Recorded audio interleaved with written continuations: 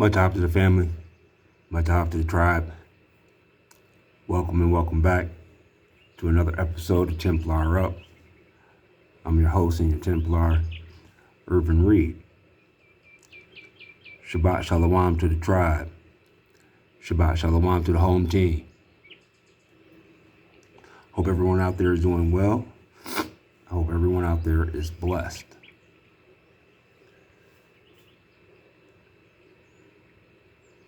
Thank you for surfing the wave with me, because I'm surfing the wave with you. And over the course of the fourth wave, we've been keeping the fires burning and the waters flowing. And as I stated recently, with our current confunction flow with Daniel, I want us to continue to be cozy.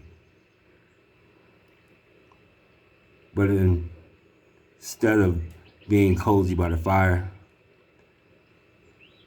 Baruch Passat, Happy New Year. We're gonna do it by the waters. So we're only trying to get that mem sauce.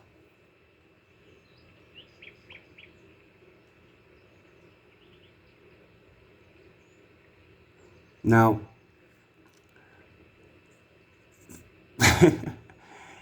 like a lot of things, I have to say that this probably is not going to go like you think it's going to go.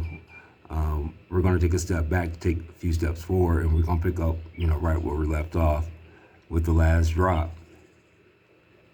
But in reflection, because we're only talking water,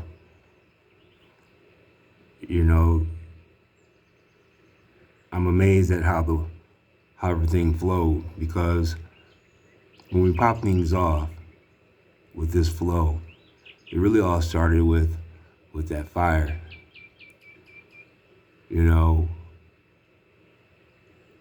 Shout out to Courtney B. Shout out to the Aqua Ronana for giving us that drop. It really set the tone for the rest of the fourth wave, especially coming out of the third wave after doing it for the prisoners. And, we continue to spiral. And I bring that up because this drop here, I want to make sure that I honor the Aquas to close out the fourth wave, just like we honored the Aquas to start off the fourth wave. And, I really want to say thank you to Fireball Miss D, because Aqua addressed a gift that I perceived as a curse. And she said, Temp, you have a very unique way of pulling these pieces together so the rest of the tribe can see clearly.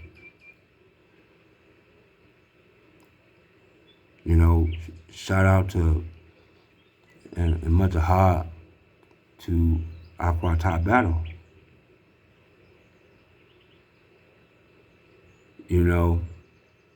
With the Aqua, she kind of came along the lines of, well, Temp, I know what you're saying is true, but I need you to turn in the homework.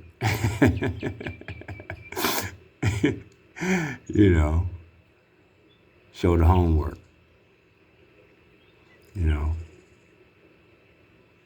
Much hop to, Aqua Larissa and the other Aquas, because they just wanted, a traditional Bible study, as it were.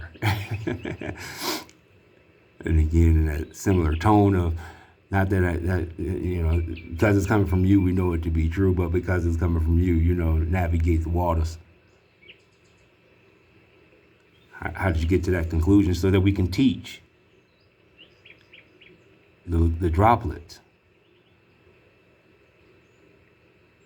you know, because it's not about me. It's not about you.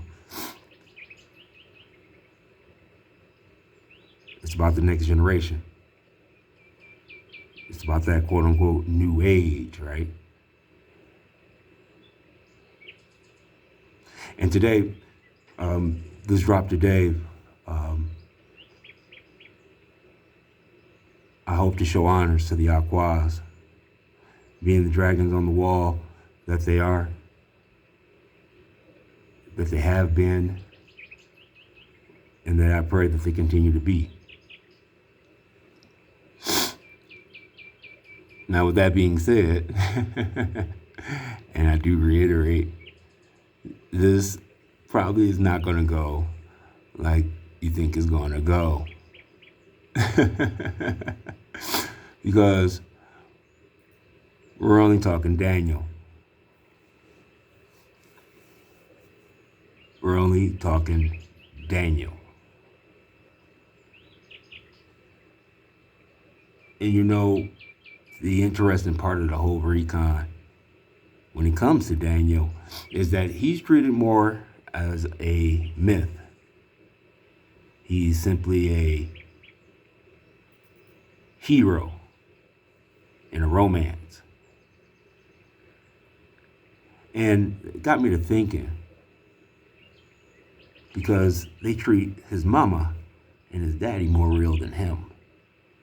And from a mother's perspective, from the sacred feminine,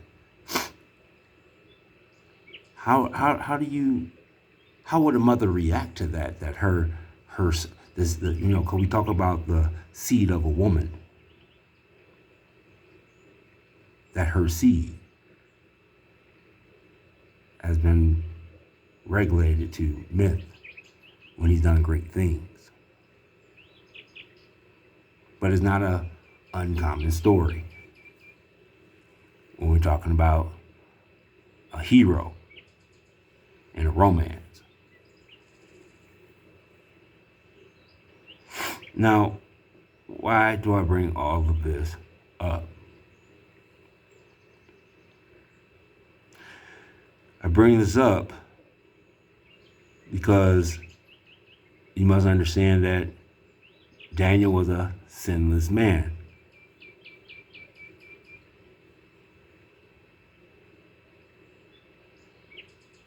We also understand that Daniel sealed the books. And I think that when it comes down to Hosea 3 and 5, as we come to understand the different timelines and things of that nature, that Hosea 3 is the instruction states to seek Hawa and David. But as we enter into the fifth wave, there's more than one way to skin that cat. There's more than one David, so to speak.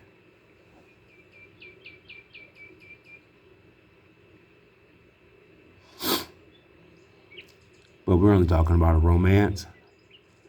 We're only talking about a hero. We're only talking about parallel timelines in history. We're only talking about a mantle,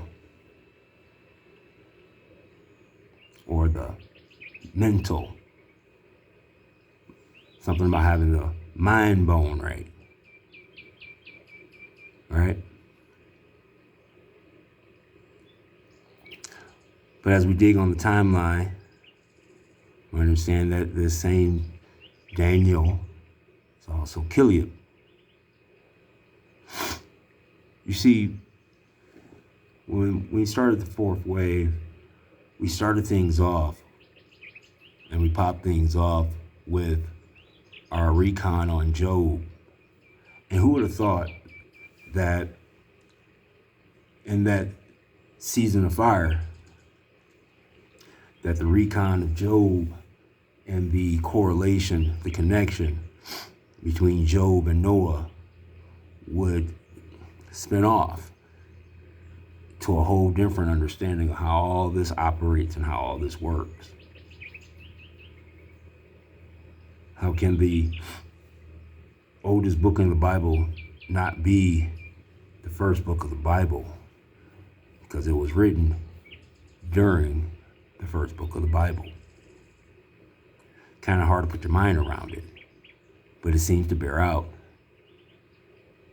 Because we're talking about phantoms and duplications. You see the story of, and we've got this, the story of Daniel, right? The story of Daniel is the same story as Jacob, same story as Joseph. But we're only talking phantoms and duplications.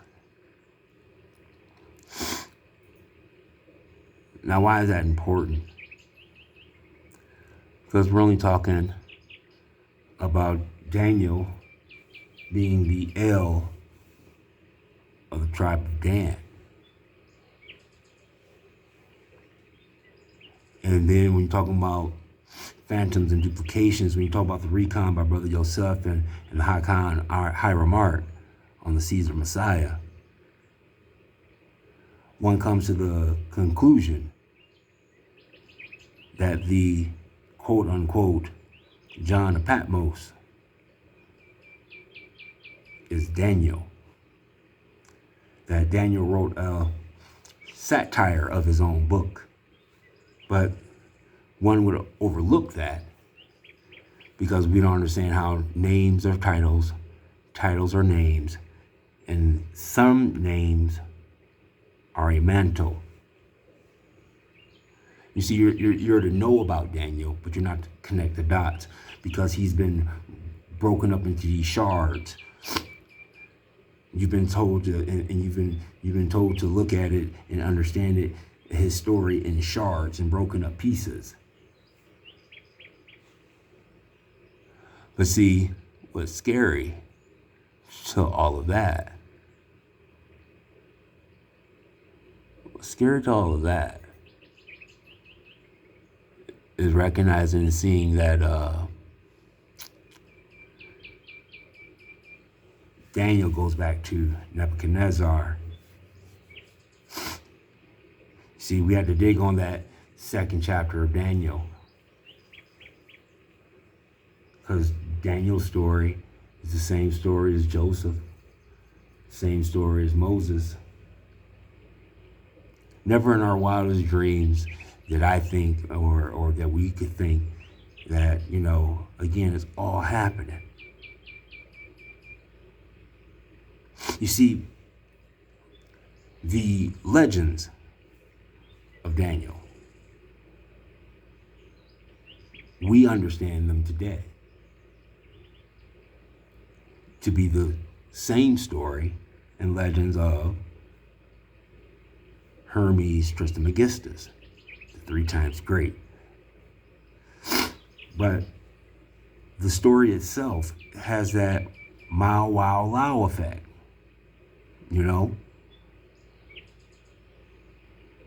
It's and it's been, and if you don't understand the order of things, then you would miss it. You'll miss it. But there is a reason for it. And again, go back. Today, we're going to talk about his mama. We're going to talk about Abigail.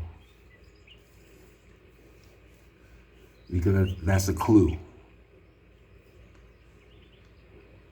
Because now in our advanced understanding, in our maturity of surfing the wave and search for Pastor John and trying to choose up KTC, blue, purple, red, white linen, gold thread, we're now able to ask the question, which one? Which King David?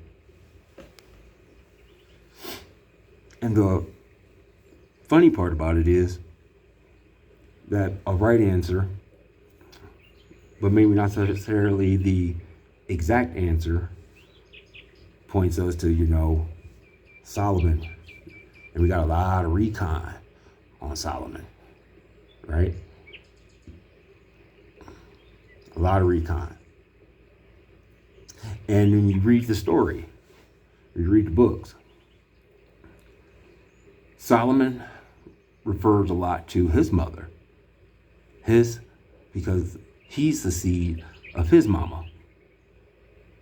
He's the seed of wisdom. And we dug on it. And that's why that Prester John, 66, 67, 68 is so important. It's so important.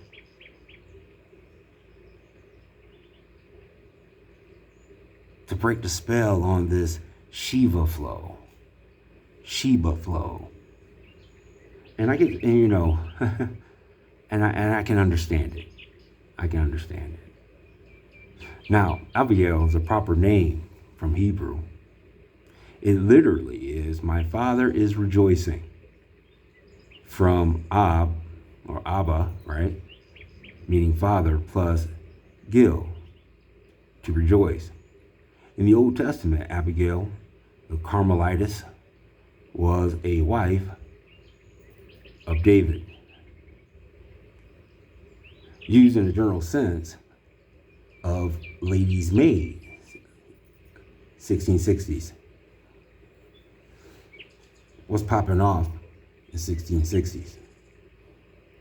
From character of that name in Beaumont and Fletcher's The Scornful Lady, right?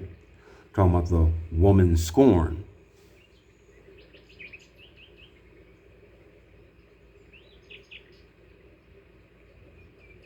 Her traditional male counterpart was Andrew. So the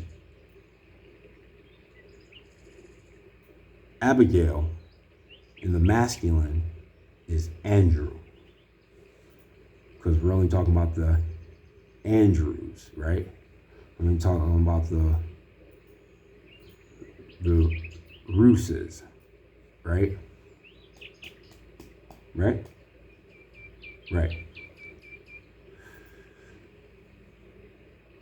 The waiting maid association perhaps began with 1 Samuel 25, where David's wife often calls herself a handmaid. All right, well, let's dig on it. Now, if you guys don't mind, figure what I do here is and I haven't done this in a while, is let my man Max break down and give us 1 Samuel 25. This is where you can get to pause it and this, that, and the other. And also, let me explain. And I've stated this before. We bring up the text for you to read it and this, that, and the other. You can pause it, do your recon, do your homework. But in the frequency of learning, there are many of us who can't read, and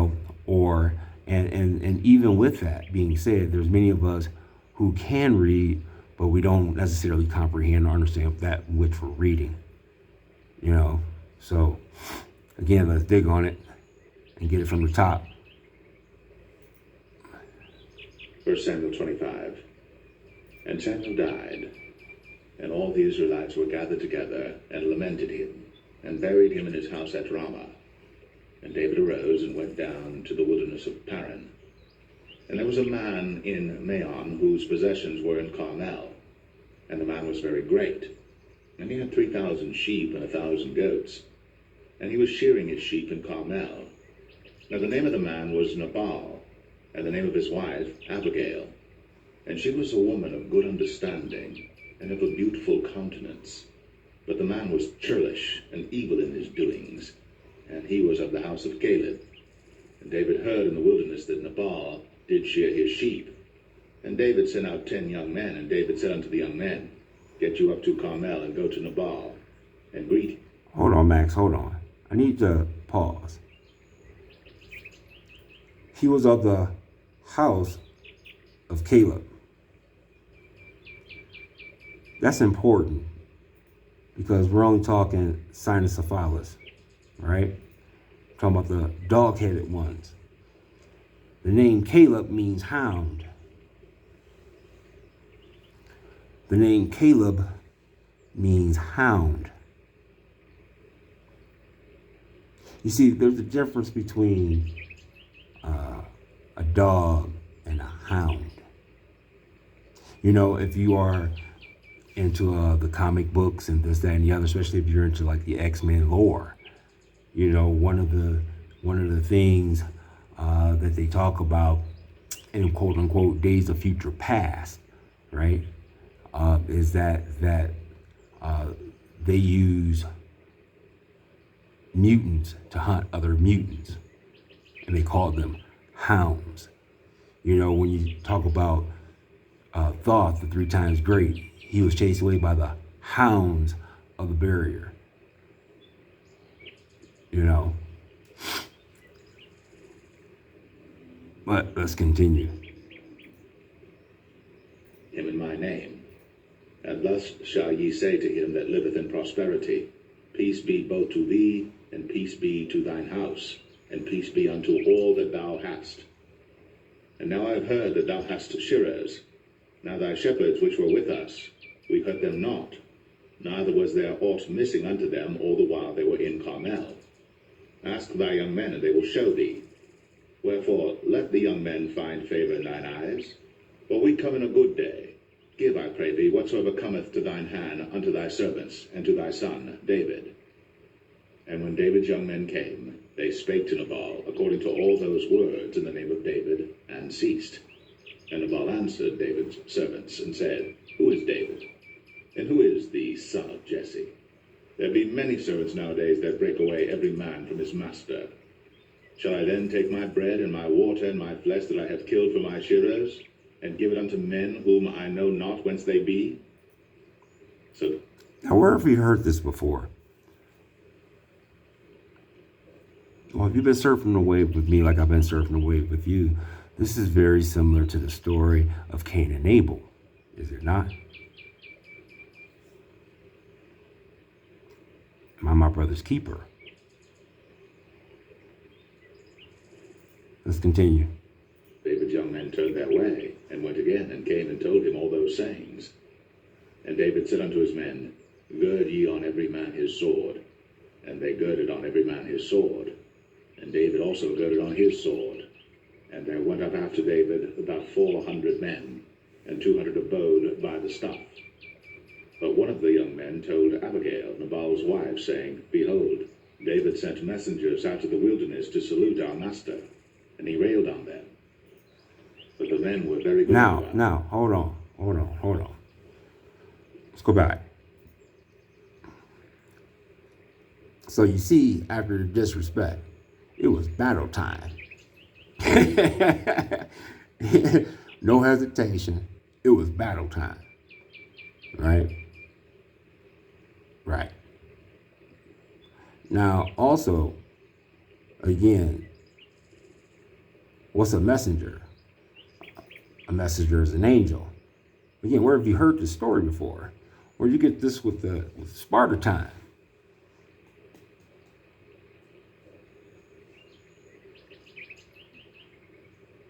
But let's continue. And we were not hurt, neither missed we anything, as long as we were conversant with them when we were in the fields. They were a wall unto us both by night and day. All the while we were with them keeping the sheep.